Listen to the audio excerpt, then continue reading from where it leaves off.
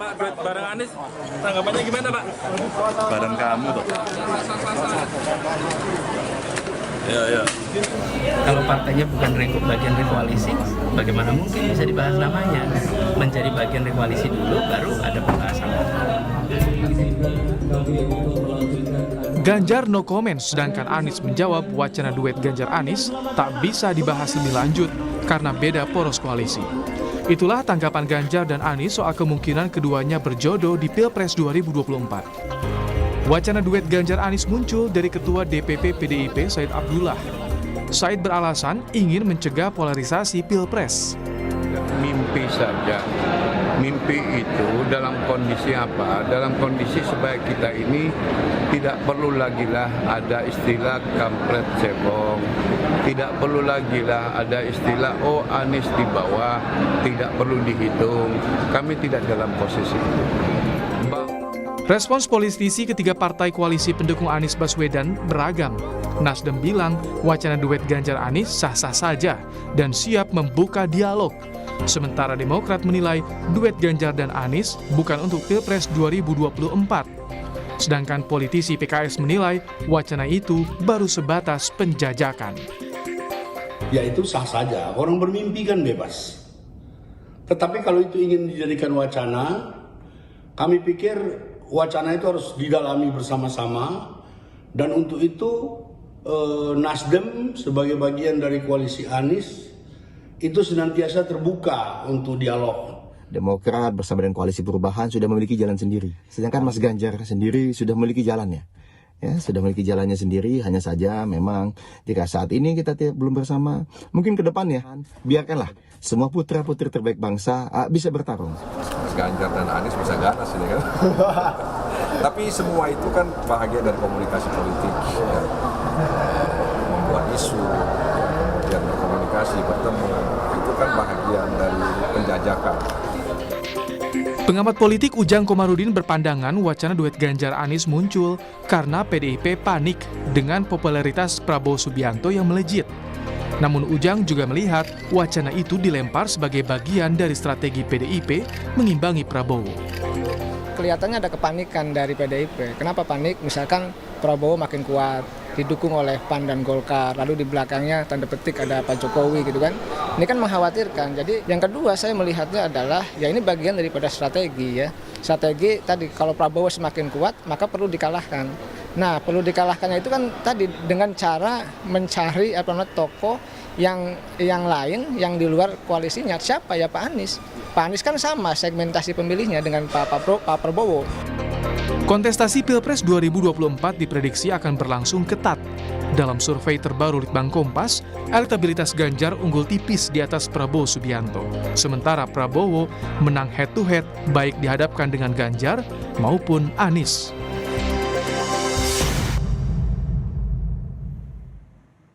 Belakangan, Ketua DPP PDI Perjuangan Said Abdullah memunculkan wacana menduetkan Ganjar Pranowo dan Anies Baswedan dalam Pilpres 2024. Mungkinkah duet ini terwujud atau ini sebatas strategi PDI Perjuangan melawan elektabilitas Prabowo Subianto yang naik di sejumlah lembaga survei?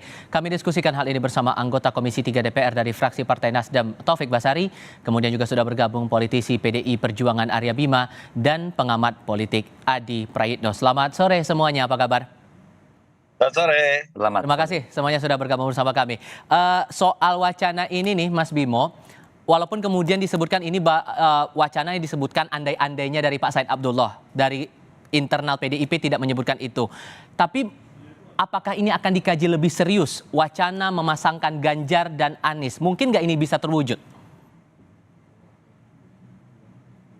Ya, saya mengomentari dari sisi ucapan Ibu Mega ya, bahwa di tahun politik semacam ini terjadi dansa-dansi antar partai, antar tokoh politik itu selalu saja muncul dari dansa yang paling gerakannya bisa dansa sendiri, bisa dansa berbarengan, bisa dansanya itu berganti-ganti pasangan, yang tentunya kalau saya analogkan dengan munculnya wacana ini bukan dari PDI Perjuangan, dari Pak Said Abdullah. Pak Said Abdullah merespon dari survei yang muncul dari Kompas.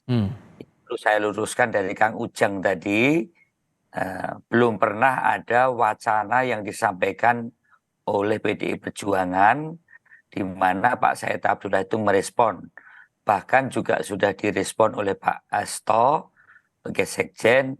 Belum pernah ada pembicaraan tentang dansa-dansi ini untuk memasangkan antara Pak Ganjar Pranowo dan Pak Anies Baswedan. Jadi nggak mungkin ya Pak, untuk menduetkan dua ini? Tinjuannya bisa banyak ya. Dari tinjuan perspektif ideologis, memang itu butuh permenungan dan pengendapan yang mendalam. Dari aspek pengusung partai politiknya, misalnya kawan-kawan dari PKS sendiri sebenarnya sudah menjawab tidak mungkin, karena yang disampaikan adalah sangat mungkin kalau Ganjar Pranowo adalah cawapresnya. Ini kanlah bentuk-bentuk suatu argumentasi yang sebenarnya tidak mungkin terjadi hal itu. Dari PDI Perjuangan sendiri juga melihat bahwa sampai hari ini dari baik itu Ibu Mega maupun Mbak Puan selalu menyampaikan calon wakil presiden yang 10 nama, walaupun tetap di manis, juga tidak pernah mempertemukan antara Pak Ganjar Pranowo dengan Pak Anies Baswedan. Tapi bahwa dinamika itu muncul di dalam survei, itu adalah persepsi dan cara pandang dari masyarakat yang saat ini juga merupakan cara kita melihat persepsi masyarakat itu selalu ada, dan itu dinamis. Menurut saya itu. Kalau di mata Nasdem mungkin tidak duet ini terjadi, Mas Taufik? Ya, sebagai Mas Taufik, silakan. Kita coba perbaiki komunikasi dengan Mas Taufik Basari. Kalau saya minta pendapatnya Mas Adi Praitno sekarang, tadi sempat kita dengarkan juga pernyataan dari atau pandangan dari Pak Ujang Komarudin dari Universitas Al-Azhar Indonesia. Ini tanda panik bahwa melihat elektabilitas dari Prabowo Subianto. Anda menangkap hal yang sama atau wacana ini Anda menangkapnya dari perspektif yang lain juga nih?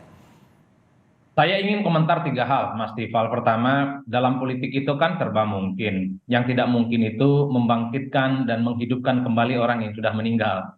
Jadi terjadi dulu misalnya teman-teman PDIP kan cukup mesra dengan Nasdem, tapi kemungkinan di 2024 misalnya dipersepsikan akan pisah jalan. Tapi belakangan muncul wacana yang disampaikan oleh Pak Said Abdullah soal kemungkinan menyatukan antara Ganjar dan Anies. Bagi saya cukup mungkin ya.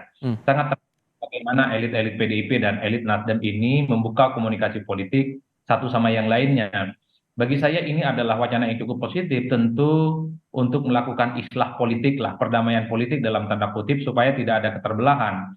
Secara prinsip ini bagus, karena memang resistensi politiknya ini kan sudah mulai mengeras, di mana antara pendukung Ganjar Pranowo dan Pak Anies Baswedan, satu sama yang lain sudah mulai saling membatu, saling mengeras gitu, seakan-akan keduanya tidak bisa bertemu. Tapi bagi saya ini adalah satu islah politik yang sangat mungkin dilakukan. Tapi kan problemnya ini hanya sebatas wacana, baru sebatas omongan di media. Belum ada pertemuan-pertemuan yang konkret yang dilakukan oleh elit-elit PDIP, oleh Nasdem misalnya, termasuk Anies dan Ganjar, sebagai upaya untuk menseriuskan ini semua. Kalau tanpa ada pertemuan antara elit partai, tanpa ada pertemuan Ganjar dan Anies, maka ini hanya sebatas menjadi isu politik yang sebenarnya tidak ada ujungnya. Nah, yang saya ingin menyambut apa yang disampaikan oleh Bang Arya Bimo itu kan tidak terlepas dari pernyataan Pak Said Abdullah ya, bahwa melihat angka-angka survei, kalau diasumsikan putaran kedua itu yang lolos adalah Ganjar dan Prabowo Subianto, maka di putaran kedua siapapun sebenarnya cukup membutuhkan suara Pak Anies Baswedan. Saya kira itu dalam konteks bagaimana siapapun nantinya untuk memenangkan dan mengkapitalisasi persoalan suara, dialah kemudian akan menjadi tempat di mana akan disampaikan duet untuk meningkatkan elektabilitas. Bagi saya Prabowo berharap bisa berduet ataupun mengambil ceruk pemilih Anies Baswedan dengan asumsi Anies itu tidak lolos putaran yang kedua. Jadi ini semata politik biasa yang saya kira memang tidak perlu terlampau dirisaukan. Tapi jelas bagi saya karena persaingan ketat dalam simulasi survei antara Ganjar dan Prabowo Subianto itu cukup kuat, maka penentu suaranya itu adalah siapa yang tidak lolos putaran kedua. Di Kompas misalnya yang tak lolos putaran kedua itu misalnya adalah Anies, maka otomatis 19% suara Anies itu mutlak harus direbut. Baik. Kira-kira begitu jalan ceritanya, Mas. Baik. Bukan karena soal kepanikan, bukan karena lain bagi saya ini murni soal bagaimana mengkapitalisasi suara Pak Anies supaya tidak hijrah ke lain. Oke, ini kita sudah tersambung lagi dengan Mas Taufik Basari. Kalau menurut Anda mewakili Nasdem, Mas Taufik, mungkin tidak duet ini, wacana ini bisa jadi nyata? Ya sebagai satu wacana tentu sah-sah saja ya ketika usulan ini ditampilkan ke publik. Apalagi untuk pengamat ini sangat menarik sebenarnya. Nah, yang jelas ya kita tentu melihat bahwa memang masih dinamis ya segala perjalanan politik terkait dengan Pilpres ini. Dan tentunya kita lihat saja perkembangannya seperti apa. Tapi kalau dari koalisi perubahan ya kita memang tetap siap untuk mendorong Mas Anies ya sebagai calon presiden dan siap untuk mendaftarkan pada bulan Oktober nantinya ya. Tapi bagaimanapun tentu sebagai satu wacana ya bisa juga kita diskusikan ya apa yang terbaik buat bangsa ini. Yang paling penting sebenarnya yang terbaik buat bangsa ini sebenarnya bukan hal-hal hanya sekedar soal menang Pilpres atau tidak. Nah, jadi ya kita lihat saja nanti. Tapi yang jelas Nasdem, Demokrat dan PKS tetap akan bersiap untuk mendorong Pak Anies Baswedan sebagai calon presiden. Oke, kalau kemudian dilihat juga nih posisi dari Demokrat kemudian PKS berarti senada ya posisinya semuanya tetap mengusung Anies untuk menjadi bakal calon presiden, begitu? Ya betul, kita sangat solid dan sangat yakin bahwa kesiapan kita untuk menuju pada Pilpres 2024 itu sudah sangat siap. Ya tinggal kita nanti lihat siapa-siapa saja kandidatnya. Tapi sekali lagi sebagai satu wacana ya kita tidak boleh menutup pintu setiap wacana yang ditampilkan sepanjang itu kita bisa diskusikan bersama-sama dengan garis bawah itu tadi demi kepentingan bangsa. Oke, kalau dari kacamata PDIP juga ini kan masih belum dibahas dan kemungkinannya juga kecil begitu kalau saya menangkap apa pernyataan dari Mas Bimo tadi karena posisi Pak Anies juga selama ini juga oposisi mengkritik pemerintah, itukah yang mungkin menjadi dasarnya juga Mas Bimo? Ya, jadi dari sudut pandang ideologis tadi saya katakan bahwa itu perlu pendalaman dan permenungan yang mendalam. Dan tentunya ini wilayah dari Ibu Ketua Umum beserta partai pengusung dan tentunya juga suasana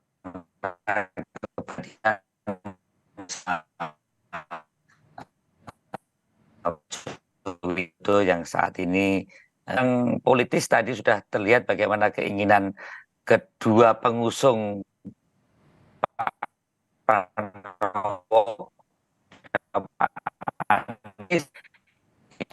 masih memiliki keinginan kan tadi dikatakan oleh Pak Taufik maupun Mas Adi Pray bahwa muncul persepsi masyarakat yang terlihat di dalam hasil survei muncul keinginan apabila ada pasangan yang namanya Pak Ganjar Pranowo dan Mas Anies Baswedan. Ini adalah wacana yang ada di masyarakat. Namun sampai hari ini saya katakan bahwa Ibu Putri maupun partai pengusung lainnya sampai saat ini belum pernah mewacanakan hal-hal yang terkait dengan memasangkan antara Mas Ganjar Pranowo dan Mas Anies Baswedan. Ya sah-sah saja kalau ada wacana di masyarakat itu muncul namanya juga dinamika politik kita ini. Satu hal yang sering saya lihat betul tadi Mas Adi Pray bahwa itu adalah cara untuk lebih membuat satu keteduhan antara dua kubu yang berseteru dari 2 kali Pilpres juga Pilkada DKI itu adalah persepsi-persepsi masyarakat. Saya lihat, saya kira itu. Oke, jadi untuk saat ini posisinya sudah tegas begitu. Cuman apakah bentuk komunikasi politik antara kedua koalisi ini masih tetap berjalan dan sejauh mana itu prosesnya? Nanti kita akan lanjutkan dalam diskusi di segmen berikutnya. Tetap bersama kami saudara di Kompas Petang. Atas wacana duet Ganjar Anies ini, Mas Adi, Anda menangkap apa plus dan minus yang akan ditangkap atau yang didapatkan oleh kedua belah pihak? Ya, secara prinsip ini mutual interesting dan mutual understanding ya. Kalau kita membaca rata-rata secara umum, sebelum ada huru-hara soal pencapresan di 2024, Nasdem itu kan juga sudah menominasikan Ganjar Pranowo sebagai sosok yang sangat ingin diduetkan dengan Anies Baswedan. Jadi ini sebenarnya ingin membangkitkan romantisme lama, di mana Nasdem sebenarnya proposal politiknya adalah antara Ganjar dan Anies. Tinggal Nasdem bagaimana menseriusi ini semua. Saya berharap seminggu 2 minggu ke depan ini ada pertemuan elit-elit PDIP dan Nasdem untuk menseriusi bahwa ini bukan hanya sebatas wacana, tapi menjadi satu hal yang cukup konkret ya. Nah, yang kedua, saya ingin tegaskan juga di luar hal-hal yang sifatnya rekonsiliatif gitu ya. Ini tentu sebagai bagian dari keinginan insentif elektoral. Karena kalau dibaca di angka-angka survei, kalau terjadi head to head antara Pak Ganjar dengan Pak Prabowo, maka suara Anies lah yang kemudian menentukan. Tentu PDIP itu ingin gerak cepat. Ya, bagaimana cara merebut Anies suaranya? Ya, salah satu cara adalah menduetkan keduanya sebagai awal. Oleh karena ini menjadi wacana yang saya kira cukup luar biasa dan cukup menarik. Tapi jangan-jangan memang apa yang disampaikan oleh Pak Said Abdullah ini sebagai pesan politik juga ke istana yang kelihatan mestinya lebih condong ke Prabowo Subianto dan ingin memasangkan dengan Gibran. Oleh karena itu, dansa-dansi politik yang disampaikan oleh Mbak Megawati Soekarno Putri ingin menegaskan juga, bukan tidak mungkin, PDIP dulu yang kelihatan agak berjarak dengan Nasdem, mulai kelihatan berjarak dengan Anies Baswedan, di 2024 itu bisa bersandingan. Padahal semua orang juga tahu, Anies ini seakan-akan haram hukumnya bagi istana untuk bisa maju di 2024. Jadi sekalian ini terjadi perang total, jadi sekalian ini terjadi perang saudara di internal partai, ya sekalian jaga bahwa pihak ataupun figur yang selama ini dianggap ditolak oleh istana, oleh Pak Lurah, kira-kira begitu, digandeng sama PDIP untuk memanaskan tensi suhu politik di 2024. Ditambah posisi dari PKS juga sudah tegas akan tetap oposisi begitu, Mas Adi? Oh iya, kalau bagi saya sih soal PKS ikut atau enggak dalam koalisi ini hal lain. Tapi yang jelas PDIP itu sudah bisa memajukan sendiri, apalagi misalnya ditambah dengan Nasdem. Dalam Pilpres itu bukan kuat-kuatan seperti apa yang disampaikan oleh siapa tadi Pak Ujang, seberapa banyak didukung oleh partai, bukan. Pilpres itu kan seberapa kuat pasangan capres dan cawapres diusung. Jokowi di periode pertama 2014 lebih sedikit dukungan partainya, tapi memenangkan pertarungan melawan Prabowo Subianto. Oleh karena itu ini adalah wacana elit sebenarnya, ada sasaran-sasaran politik yang tentunya ingin dicapai oleh PDIP, mungkin pesannya kepada istana. Jadi kalau istana ini, Jokowi dalam hal ini misalnya lebih condong kepada Prabowo dan terlihat ingin memajukan dengan Gibran, bukan tidak mungkin PDIP pun akan bergandengan dengan sosok yang selama ini selalu disimbolkan sebagai sosok yang haram bisa maju di 2024. Inilah dansa dan politik yang kita tafsirkan dari jauh. Kalau kata Mas Adi, ini pesan untuk istana bahwa duet ini bisa saja memungkinkan begitu. Mas Bimo, Anda menangkapnya bagaimana kemudian? Ya kalau dansa-dansinya aktor politik kan butuh partner ya. Paling enak memang dansa-dansanya pengamat seperti Mas Adi Bre ini bisa dansa sendiri dia kan. Dengan muter-muter sendiri aja.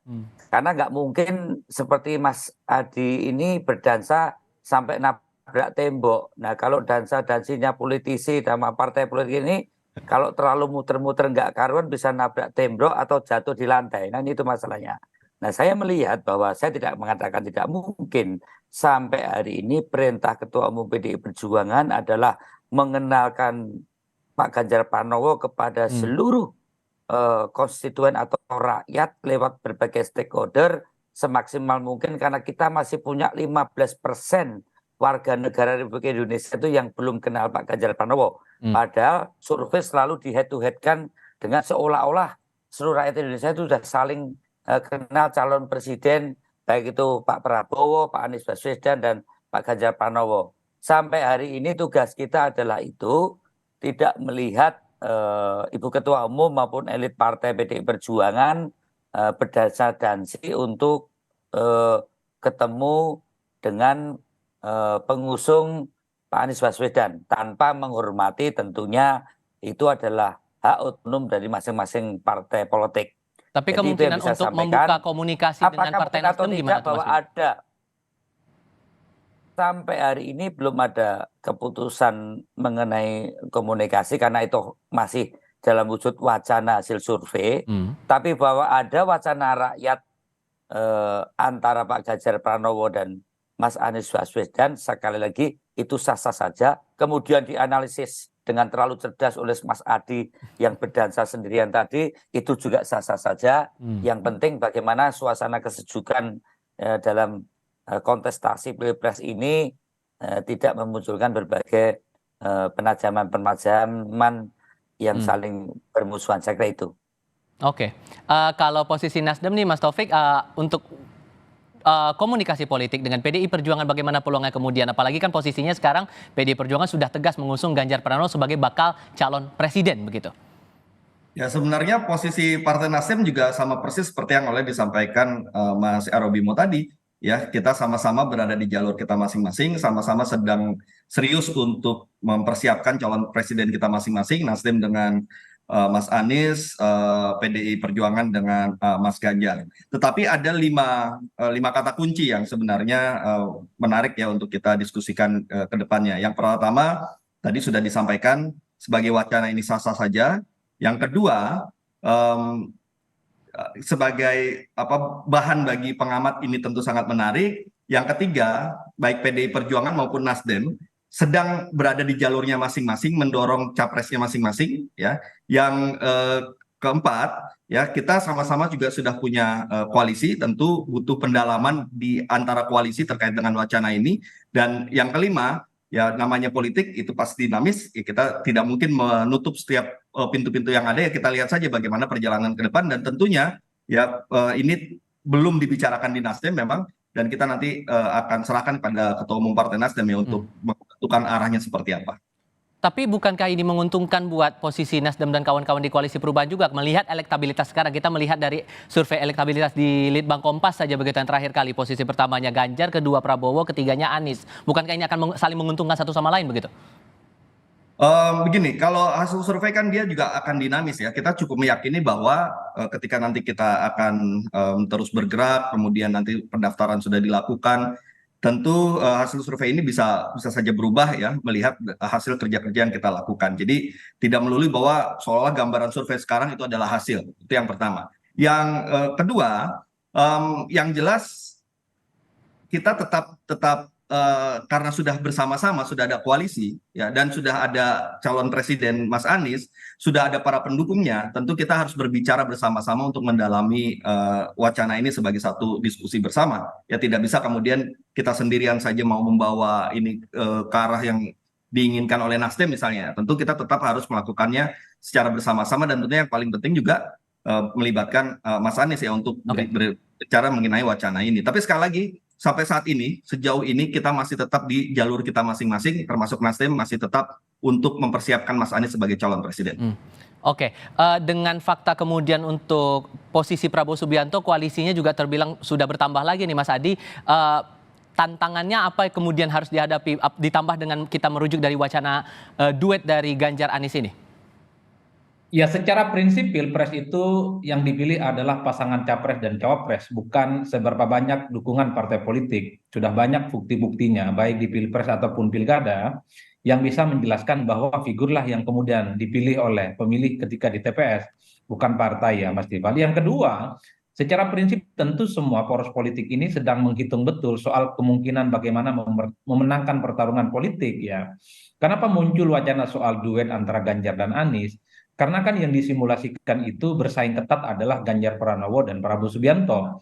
Karena kalau Ganjar dengan Anies, Ganjarlah pemenangnya. Kalau Prabowo dengan Anies, Ganjar, kemudian Prabowo lah pemenangnya. Tapi kalau disimulasikan antara Ganjar dan Prabowo, ini kan selisih di antara keduanya cukup ketat. Pak Adi, saya kira perlu ditambahkan bahwa perbedaan antara kita adalah meneruskan program Jokowi yang lebih maju, bagaimana dengan isu perubahan yang diusung oleh Mas Anies. Ini sesuatu aspek politis yang sampai hari ini sulit untuk dipertemukan secara politis. Saya kira itu juga menjadi pertimbangan. Gimana tuh Mas? Ya memang, kalau itu memang ya, kalau soal ideologi ataupun pertimbangan yang disampaikan tadi, soal isu-isu perubahan, bagi saya kan pemilih kita tidak terlampau ideologis. Mereka ini kan tidak terlampau secara detail memahami apa isu partai, isu yang juga disampaikan oleh capres-capres bertanding. Lebih pada pemilih kita itu melihat sejauh mana jagoan ataupun capres yang diusung, cawapres yang diusung itu sesuai dengan selera politik. Jadi kalau kita melihat simulasinya, misalnya kalau Anies dipasangkan dengan Ganjar, Ganjar dengan Anies, tidak mungkin misalnya ini akan terjadi penolakan yang cukup luar biasa. Buktinya misalnya dari beberapa survei yang kita lakukan, ketika Ganjar dipasangkan dengan Anies, tingkat elektabilitasnya naik secara signifikan, Mas. Itu artinya apa? Pemilih kita ini kan memorinya pendek, bahwa perseteruan antara elit, perseteruan antar capres pada level pemilih itu selesai kalau keduanya berkongsi. Termasuk dulu pendukung Prabowo Subianto sangat menolak di mana bergabung dengan Pak Jokowi, tapi belakangan 100% menerima Jokowi presiden yang mereka junjung tinggi. Baik, terima kasih banyak untuk perspektifnya semuanya, Mas Adi, Mas Bimo, dan Mas Taufik sudah bergabung di Kompas Petang kali ini. Sehat selalu semuanya, selamat sore. Selamat sore. Terima kasih. Laporan lainnya.